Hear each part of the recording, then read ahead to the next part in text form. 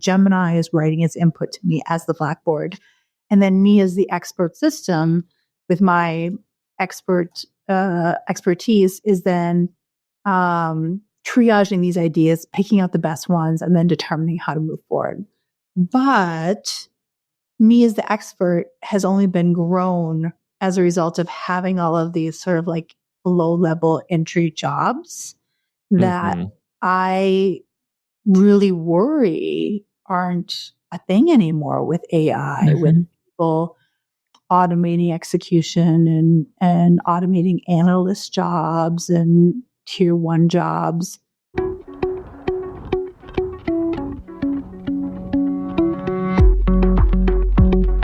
Welcome to Day 2 DevOps, where the DevOps is in the details. I am Kyler Middleton, and I'm joined by my convivial co-host, Ned Bellavance.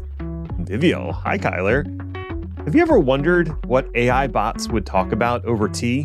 We do. So does Kat. Today, we're hearing from Kat Traxler, a principal security researcher on the public cloud at Vectra. Her AI vulnerability research workflow uses different personas and models to identify vulnerabilities, with her as the blackboard. Without further ado, here's Kat and her adorable puppies. So Kat, welcome so much. Yeah, it's been like 18 months. We'll just have you on every 18 months to tell us about your latest cool project. And this is because you posted on LinkedIn. Unfortunately for you, I saw it and wanted to talk to you about it. You were using AI for vulnerability research, and I would love to hear about that because it's really cool and I want to copy you. True. That's definitely some pressure. I'll have to keep up the output every 18 months at least. Mm-hmm. Yeah. I do a fair amount of vulnerability research in my day job and after hours. And I was inspired in this latest round by a whiz competition. I'm not sure if you followed that one. It was called zeroday.cloud that they did last fall. And the idea with it was that they had 20 targets, 20 open source projects that power the cloud. I think there was like the NVIDIA Toolkit, Olama, VLLM, Tomcat. There was a whole bunch of open source software that they had special bounties on, extra payouts. And the idea was that there was a submission window of a couple months. And within that submission window, if you could get unauthenticated RCE in any of the targets, they would invite you to on stage to execute your exploits live. I think it was at Black Hat. So that was my impetus for this particular round of vulnerability research, going through any of those 20 targets, looking for a very, very specific type of vulnerability. And of course, you're going to try to pull up any tool possible and use your LLMs to try to reduce that search space. So I wrote a little blog about the process of going from, 20 very large, dense code bases down to just nitpicking through lines of code to see which ones would have pay dirt. Some of the intricacies I found between the different models, which ones kind of like overhyped severity, which ones didn't want to play ball with me. I learned a lot in the process. I'm sure. You said you were looking for an RCE, so that's remote code execution, right? Exactly. Yeah, remote code execution was the goal of this contest. So, and specifically, in most cases, unauthenticated. Gotcha. Prior to LLMs, if this challenge had come up, a few years ago, what would your process have been to do a vulnerability search for these projects? Could you have done 20, or would you have pared it down to I'm just going to try this one? Certainly not. I would have had to like individually threat modeled each application to understand its functionality, understand which one's most likely to have some built-in RCE. And with that, you think which ones maybe have some RCE as a service. That's absolutely a thing. Like one of the targets was GitLab. And certainly that's a functionality of that product is it's RCE as a service.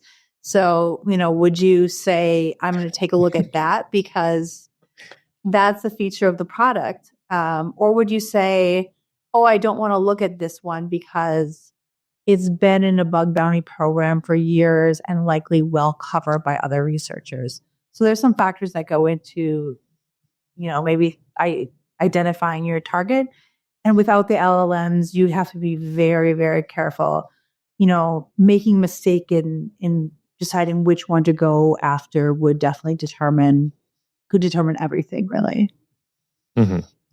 I did a Hack the Box a couple of years ago, and I swear they used that same term, RCE as a service for it was like an Azure DevOps Hack the Box, which is super fun. If anyone hasn't done that, if you want to learn some like pen testing hacking, it's super fun way to do it. And it's because like the CI/CDs are built to run code in your environment. Absolutely. And so if you give anybody the ability to do anything with it, they can run code in your environment. That's what RCE means. So that's terrifying. And you said during the pre-call, out-of-box models will lead you astray. I'm really curious about that particular phrasing because you're using AI to like start to look at this code and start to investigate it. And whenever I do stuff like that, I am constantly arguing with the model, just absolutely. And if I could outsource that to a different model to argue back and forth, I'm very curious about that. So I'd love to hear like, what are the personalities you're seeing in the models and how did you get them to just argue with each other? And why would you do that? I think there's more sophisticated ways of doing this. Absolutely. I can talk about that. But the point of my blog post was really just to say, what did I do? Good or bad or ugly? And that was pin a couple models against each other. I found that Claude was very, very eager to jump down the rabbit hole, to hype up severity, to exclaim that it had found a CVE or a critical vulnerability. As I was using it to, work through a source to sync line of code. It just about everyone, it would come to the conclusion that this is some critical vulnerability. Yeah. So what do you do in that case, right? Fortunately, because I've been in security long enough, I have a basis in web app and application security. I know the critical questions to ask, what mitigations might be in place that are going to prevent exploitation. And then I use Gemini to get a better holistic sense of the classes of vulnerabilities I was looking at. Because in some cases, I got a little, I would say, over my skis outside of the basic web app injection vulnerabilities into some like buffer overflow, memory issues, some things I'm not accustomed to. And while Gemini wouldn't go down the rabbit hole with me and exclaim a vulnerability, it would give me a really, really great sense of what would constitute an exploitable vulnerability and why. So it like leveled me up to where I could keep Claude at bay. The Claude is like the excited little puppy that's like, oh, I found something. Oh, I found something. Yeah. If you've ever had an intern, there's so many great things about having an intern that I love. And part of it is their enthusiasm. And they can execute on amazing things. I've seen interns that are just killing it. But you do have to rein in their enthusiasm and dial it down a bit with them sometimes. And that's Claude, for sure. Okay. So then you bring in Gemini. Gemini's a little more of a sage, a little more calm and looking at the larger context and going, well, yeah, that one line could potentially be exploited, but in the larger context of the code, it's not a big deal. Yeah, it's a little bit more like I don't want to say like a naysayer, but it's like a little bit like cool and collected about the potentials. And it's more likely to bring up the edge cases on why this isn't going to be either exploitable or as high a severity, or maybe you want to like look at other areas. So it's a little bit more cool and collected. That reminds me of the personalities of people I worked with on help desk. We had this one guy, Brian. I won't give last names to protect the innocent, but he was like the Jack Russell Terrier of the help desk. Like everything's broken or he's freaking out or something's wrong. And then the other guy was Eric, and Eric was Gemini. He was calm, cool, collected. He had seen it all, and he could tell you within minutes, oh, no, it's fine. It's just this one thing. Let me go into the terminal in the AS400 and tweak this thing, and everything's back to normal. All our reporting is fine. Yes. So yeah, all power Eric is Gemini. Yeah.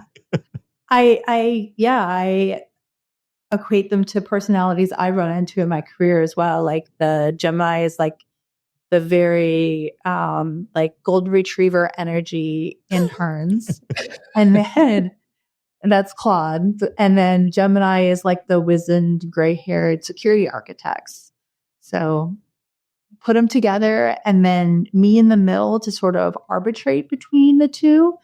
And you can do kind of fun things. And that's fascinating. I've been playing with these two where you have a model and you're chatting with the model and you just have to constantly counterbalance it. And it's just personally, I find it exhausting to do this. And did it help remove some of the toil when you can have them chat directly with each other? And did you have them chat directly with each other? I did have them chat directly to each other. I don't know if it necessarily removed any of the toil per se, but it did help me at least know how to keep Claude in check. Like it was just a good constant check on Claude. Now, what people are doing is they're codifying these checks and guardrails into skills. So that's really more what people are doing now is that they don't have this like constant check, this human constant. They codify them into markdown files so they can sort of make these models a little bit more deterministic and mold them in ways they want them to be. And then, unleash dozens or hundreds of them and sort of like average out the golden retriever energy by sending out a ton of them. That's what people are doing. Yeah. Yeah. I was curious in terms of like your setup. Were you just writing a really long markdown prompt or something, and that was the initial jumping off point? Or were you leveraging additional stuff like MCP or skills to sort of fine tune what the model's doing? This is just you're giving me way too much credit, Ned. Don't get me wrong. These are things that I am just discovering myself. You're giving me way too much credit. This is me and my static code analysis tool taking a look at all of the findings within a project, saying which one of these issues could potentially lead to RCE. And again, I'm just doing this based off of my personal expertise. And then from there, just having one-off chats with Claude and then getting to a point where I need to rein it in. And then I bring in Gemini. So there's no method to this madness. This is just empowering the security expert and no automation. That is so cool. And that's what we're curious about. Ned and I are saturated with AI marketing, and I imagine all of our listeners are, and probably you too, Kat, of like all these products say, you'll never have to program again, or, we'll fix everything and it takes 5 seconds and it'll cost a nickel. And you can fire all your staff. And none of that's true today. And maybe that will be true in a couple of years. So we're curious for folks that are finding ways to just use AI to make their jobs easier or faster or make themselves better. And you had one of those stories where it's like, I haven't invented anything, but I found a way to apply AI and cover more ground. And that's the part that I find compelling. That's the real thing that you can do today, that folks at home can do today too. We'd love to hear how you did it. Yeah. I mean, I worry a little bit because, the critical human in the loop here is a security expert who has all of this knowledge that I built up over a decade. And I think the title of my blog was like, I am the blackboard, in that, Claude in its golden retriever self is writing its input to me. Gemini is writing its input to me as the blackboard. And then me as the expert system with my expertise is then triaging these ideas, picking out the best ones, and then determining how to move forward. But me as the expert has only been grown as a result of having all of these sort of like low-level entry jobs that I really worry aren't a thing anymore with AI, with people automating execution and automating analyst jobs and tier 1 jobs. Gemini is writing its input to me as the blackboard. And then me as the expert system with my expertise is then triaging these ideas, picking out the best ones, and then determining how to move forward. But me as the expert has only been grown as a result of having all of these sort of like low-level entry jobs that I really worry aren't a thing anymore with AI, with people automating execution and automating analyst jobs and tier 1 jobs. People don't become experts in these things overnight. They grow into them. So I worry, in 10 years, who's the new cat with that level of expertise to be able to, triage all of these AI findings. I don't know. I think part of the answer, and I don't want to get too deep into philosophy and the future of AI, but I think part of the answer is to push that job onto educational institutions, teaching the fundamentals.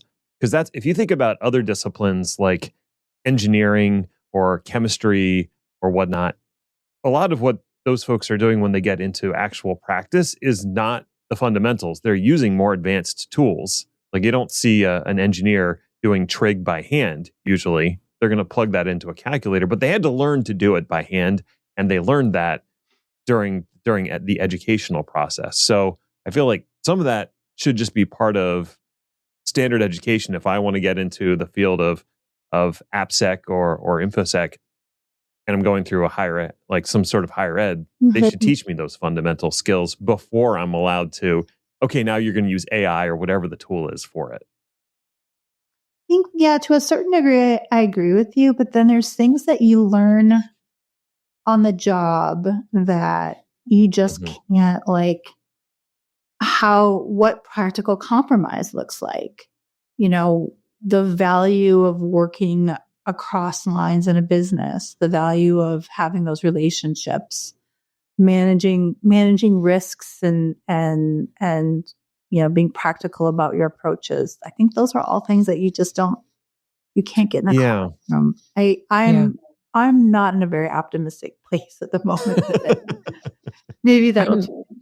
I'm similarly in a pretty cynical place with AI. I think the parts where I have learned the most is when you're in that, I hate this headspace. You write a program and it doesn't work. And then you're for the next 2 hours, you're I hate this. This is dumb. Why did I pick this job?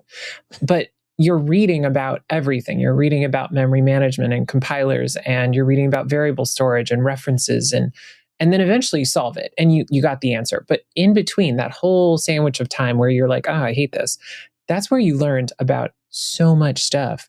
And I worried that the shortcut of AI today skips to the end. And you don't learn about compilers and memory management and variable references. You just learn the solution and you've skipped all the middle.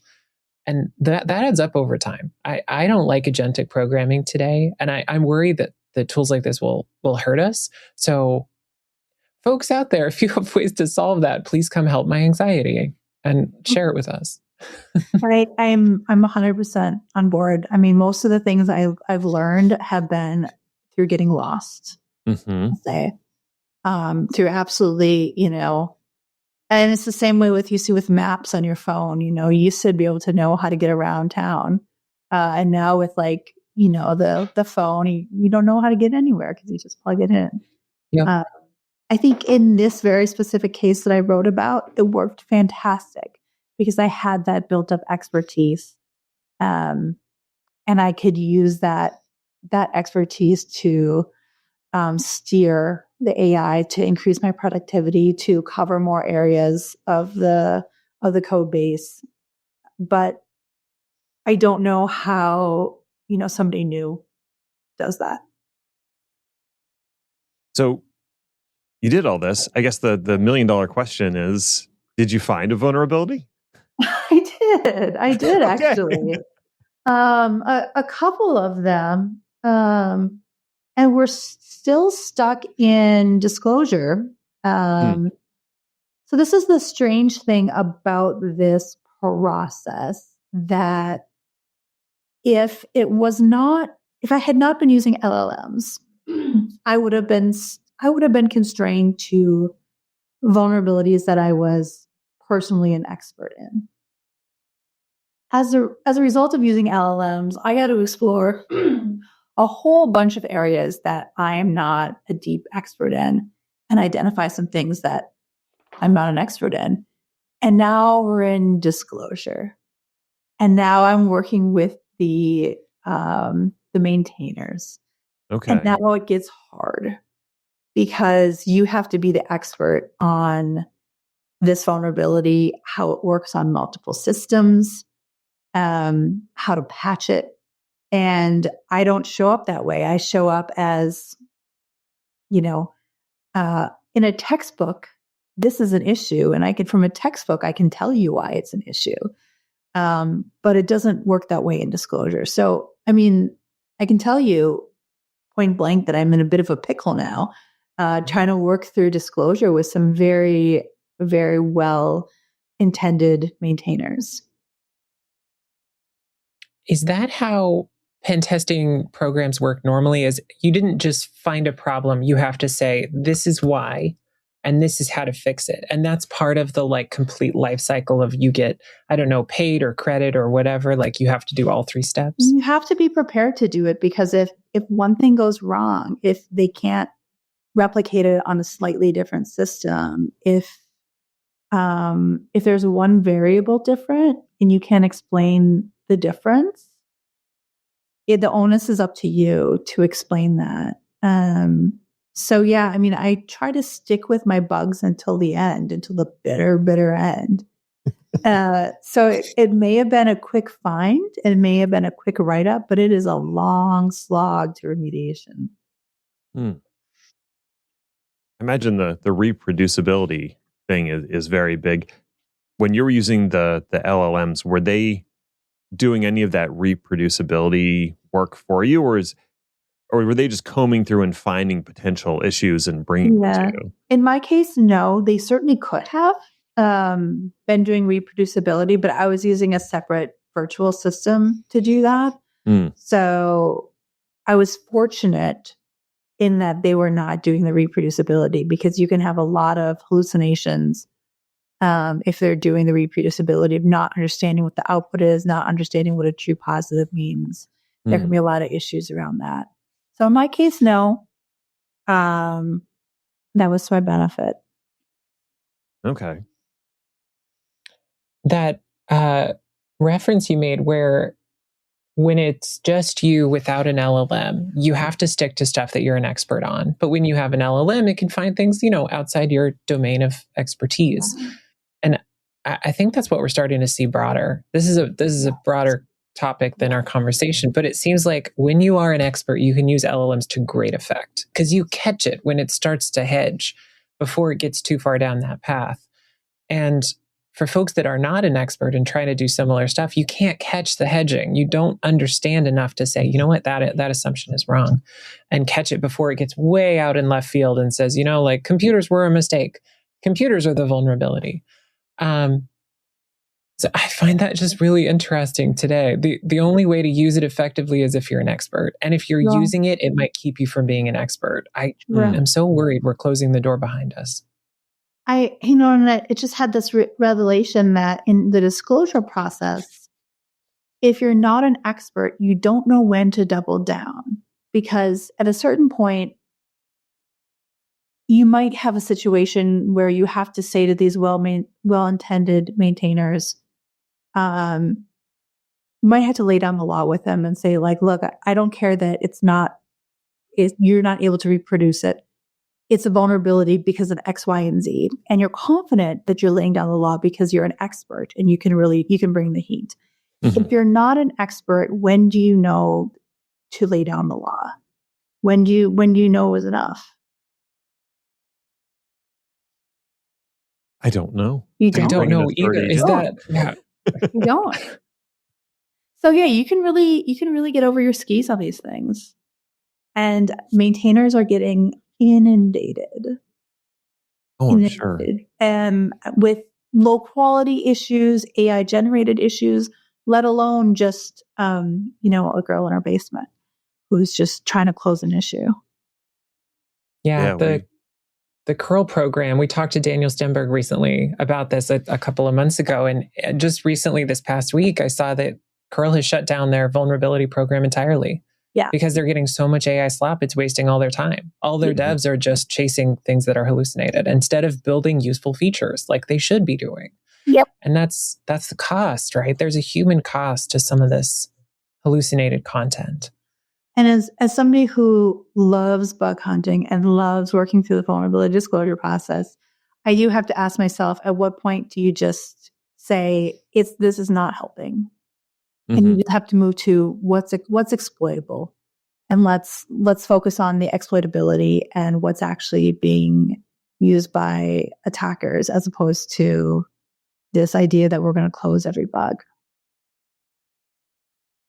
Totally. And this process had me question my life choices for sure. Well, this is so cool. If I wanted to get started in vulnerability research, maybe LLM powered, maybe just getting started, where should I go? You mentioned you've been using anti-gravity. Are you liking that? Is it useful? Anti-gravity, yeah. Kiro is also another great option.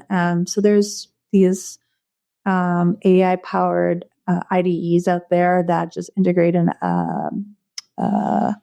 LLM in there, and then you can also write your own skills on top of that. That's kind of like the next phase of providing some built-in constraints. I'd also take a look at Trail of Bits, a great vendor that's publicized a bunch of skills for LLMs to kind of constrain the LLMs when doing vulnerability research and when doing source code analysis. So they have a great repository of skills that you can add on to your agents. Yeah, I'm just getting skills into my brain now. And the only reason is because HashiCorp published a Terraform skill, and Anton Babenko also published a Terraform skill like within 2 weeks of each other. And I was like, I should probably know something about this skill stuff. Yeah. What is a skill? What does that do? Well, I mean, Kat, do you want to explain it? You're the guest. No, go for it. I will do my best and correct me when I get things wrong. It appears to be simply a markdown document that gets stored in a specific location that the LLM knows to look at for skills. And it's just a bunch of grounding info on, like, if you're using it to write Terraform code, that's my usual use case. It has a ton of best practices, like how should you set up the file structure, where should you place different block types, how should blocks be structured? What are best practices when it comes to using providers and versioning and all that? Like all of that is just in the skill. Stuff that I would normally have to tell it as we go through or correct it when it gets it wrong. Now it's all in the skill. But as I understand it, that also creates issues with the context window because now it needs a bigger context window to load the skills along with the prompt that you're providing it. No.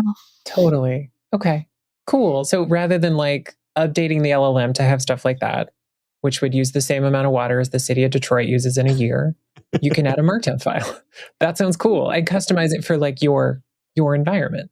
Yeah. So people are publishing skills. There's like a skills marketplace, but the people, you can just publish it on GitHub too. And then essentially, pull it down and put it in a specific location, depending on which editor you're using. And then it will just pick up on the skill and start using it. So I don't know what to compare it to, but once again, we're end up with another marketplace of things, just like we do for MCP servers and plugins for Terraform and Docker container images and all that. Like there's always a marketplace or a registry somewhere.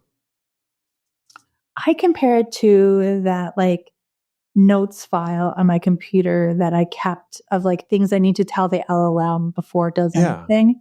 Instead of like copying and pasting that in front of everything, I'm like, oh, I could just codify this. Totally. So many of my projects now have a prompt.md file. That's just like the beginning of the prompt. And rather than including it, I just like reference it in the prompt and say, look at this file, use that, and then also do this stuff. Now I don't have to tell it to look at the file. It just finds it. And that, I guess that alone is saving me some amount of work. And if someone's already written the whole thing, I might need to tweak it, but it's, if it's 90% of the way there and I need to add another 10%, yeah, I'm in. I think less arguing with your LLM. Yes. Less arguing with the robots. That sounds good for all of us. Well, Kat, if folks want to follow up with you and read your blog, we're definitely going to have that in the show notes, but where else can folks find you? Yeah, I'm on Blue Sky. I'm on the old Twitter, Nightmare.js on both of those, and of course LinkedIn. That's awesome. Thank you so much for coming on the show. This is super cool. I'm sure we'll see you again in 18 months, right? So that's your homework. Get working on my next project. Awesome. Thanks, Kat. Yeah. Thank you so much, Kat, for appearing on Day 2 DevOps. We'll get you every 18 months. And virtual high fives to you, dear listener at home, for tuning in. If you have suggestions for future shows, we would love to hear them. Hit either of us up on LinkedIn. We are terminally available there. Or send some feedback via packetpushers.net/follow-up. You can find me, Kyler Middleton, blogging over on letsdodevops.com and my stupendous co-host, Ned Bellavance, at nedinthecloud.com. And we're both, again, very active on LinkedIn. Stop by and say hello. Hey, if you like engineering-oriented shows like this one, visit packetpushers.net/subscribe. All of our podcasts, newsletters, and websites are there. It's all nerdy content designed for your professional career development. And hey, vendors out there, do you have a way cool cloud product that you want to share with our audience of IT professionals? You could become a Day 2 DevOps sponsor. You'll reach several thousand listeners, all of whom have problems to solve. Maybe your product fixes their problem, but they'll never know unless you tell them about your amazing solution on our show. Find out more at packetpushers.net/sponsorship. Until next time, just remember that doing DevOps is awesome, and so are you.